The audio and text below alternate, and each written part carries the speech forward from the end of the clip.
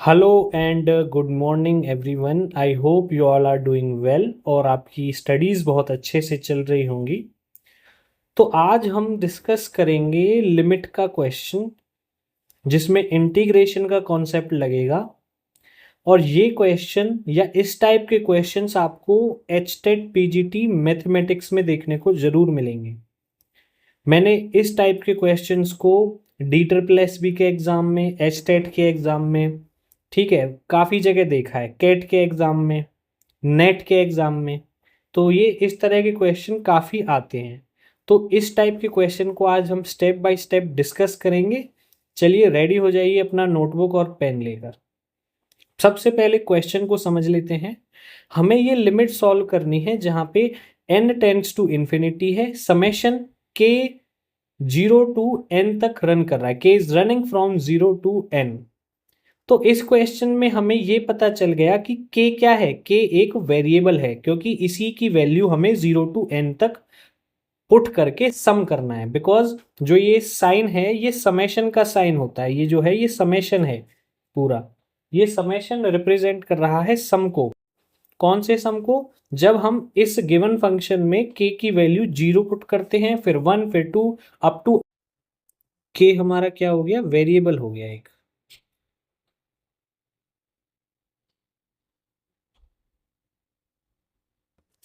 और देखो k variable है तो हमारा जो n है वो क्या हो गया, कांस्टेंट हो गया। ये जो हमारा n है ये हमारा क्या हो गया, कांस्टेंट हो गया। ओके, तो ये हमारा वेरिएबल हो गया और कांस्टेंट हो गया। अब देखो इसमें दूसरी इंपॉर्टेंट चीज हमें क्या करनी है। अब इसमें हमें जो समेशन है, ये समेशन हमें इंटीग्रेशन में चेंज करना है। जो समेशन है, समेशन का साइन है ये वाला, ये हमें इंटीग्रेशन में चेंज करना है। कैसे करेंगे वो भी मैं अभी बताऊंगा। और जो ये क्वेश्चन है इसको मुझे ये फॉर्म में कन्वर्ट करना है, इंटीग्रेशन 1/1 + x² की फॉर्म में कन्वर्ट करना है, क्योंकि इसका इंटीग्रेशन होता है tan इनवर्स x। आ गई बात समझ में? तो यहाँ पे हम क्या करेंगे, जो कांस्टेंट है, ये तो वेरिएबल है, ये कांस्टेंट है, जो डिनोमिनेटर में कांस्टेंट है उसको एलिमिनेट करने की कोशिश करेंगे कॉमन लेकर। तो चलिए स्टार्ट कर देते हैं। देखो सबसे पहले मैं क्या करूंगा, इस लिमिट वगैरह इन सब चीजों को मैं नहीं लिख रहा हूं, इनको मैं बाद में लिख लूंगा। पहले मैं सिर्फ इस फंक्शन को सॉल्व करना चाहता हूं। ठीक है, पहले मैं सिर्फ इस चीज को सॉल्व करना चाहता हूं। अब चलते हैं, सॉल्व करते हैं। Taking n² common from denominator, denominator में से कॉमन ले लेते हैं। तो क्या चीज आ जाएगी, नीचे ऊपर तो n नहीं रहेगा, नीचे n² कॉमन ले लिया तो देखो n² k² पे तो था ही नहीं, तो n² मुझे नीचे लिखना पड़ेगा और यहाँ पे 1 बच जाएगा। एक n से एक n कैंसिल, तो अब मेरे पास आ जाएगा 1/n k² / n² + 1। अब देखो 1/n तो क्या है, एक कांस्टेंट टर्म हो गई, क्योंकि देखो मैंने आपको बताया था n क्या है, एक कांस्टेंट है। तो मैं क्या कर सकता हूं, इसको लिमिट से बाहर भी लिख सकता हूं अगर मैं लिखना चाहता हूं तो। ओके। और दूसरी चीज क्या है, मैंने आपको बताया था ये फॉर्म लेके आनी है आपको 1 + x²। तो अगर मैं k² / n² को, मतलब कहने का इसको मैं x की फॉर्म बना दूं, मतलब k/n को अगर मैं x पुट कर दूं, लेट्स पुट k/n = x, तो मेरा ये क्वेश्चन किस तरह से बन जाएगा, ये बन जाएगा 1/n x² + 1। इतना काम हो गया। और जो चीज हम पुट करते हैं उसका हमें क्या करना होता है, डेरिवेटिव, क्योंकि हमें क्या करना है, इंटीग्रेशन की फॉर्म में लेके आना है। अब डेरिवेटिव कर देते हैं बोथ साइड्स। तो 1/n तो कांस्टेंट है, k वेरिएबल हो गया। तो यहाँ पे अब मेरा क्या आ जाएगा, इसका डिफरेंशिएशन में करूंगा तो ये आ जाएगा 1/n = dx। x का डिफरेंशिएशन dx हो जाएगा और k/n का डिफरेंशिएशन 1/n हो जाएगा। तो एक मेरे पास ये चीज आ गई। ओके, इसको मैं बोल देता हूँ 1, इसको 2 बोल देते हैं, इसको 1 बोल देते हैं, जो वैल्यू पुट करिए। तो from equation 1 and 2, from equation 1 and 2 मैं यहाँ पे लिख लेता हूँ। अब इसको मैं यहाँ से स्टार्ट कर लेता हूँ।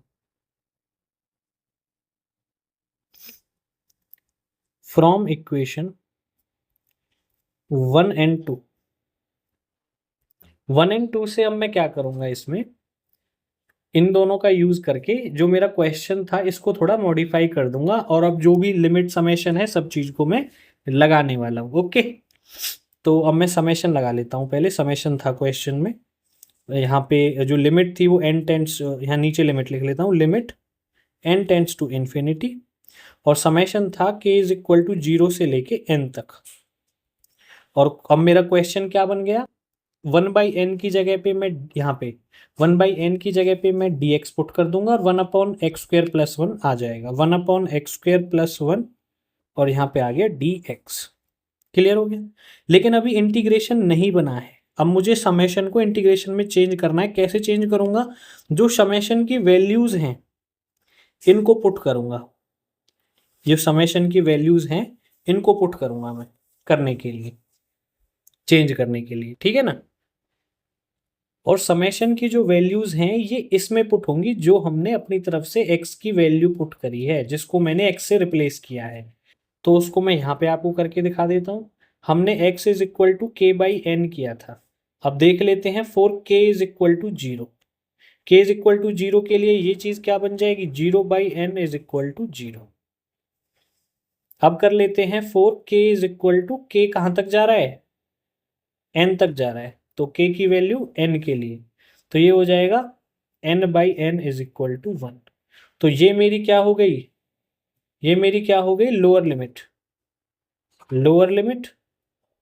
और ये क्या होगी मेरी अपर लिमिट, किसके लिए, इंटीग्रेशन के लिए। अब मैं इस समेशन को, अब मैं इस समेशन को इंटीग्रेशन में आसानी से चेंज कर सकता हूं। तो let's change sigma two integration. मैं आपको समझाने के लिए बिल्कुल एक एक स्टेप बता रहा हूं कि कैसे क्यों होता है।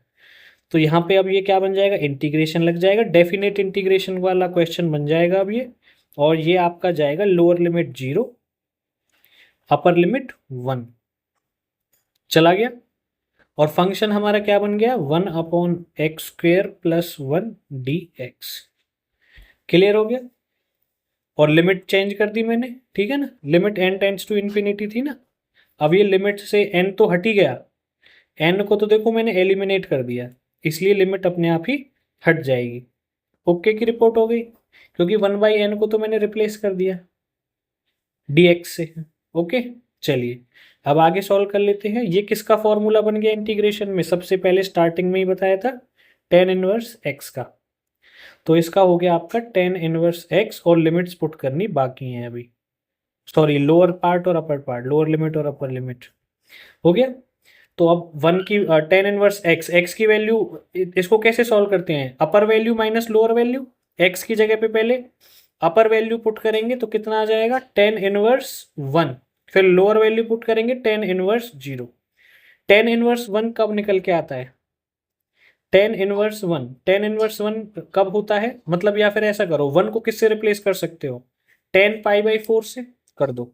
tan इनवर्स से 1 को रिप्लेस कर दो tan π/4 से, माइनस tan इनवर्स 0 है, 0 कब आता है, tan की वैल्यू 0 पे ही आती है ना। तो tan इनवर्स, आप इसको tan 0 ही लिख दो, tan 0 डिग्री पे ही होती है ये वैल्यू, है ना।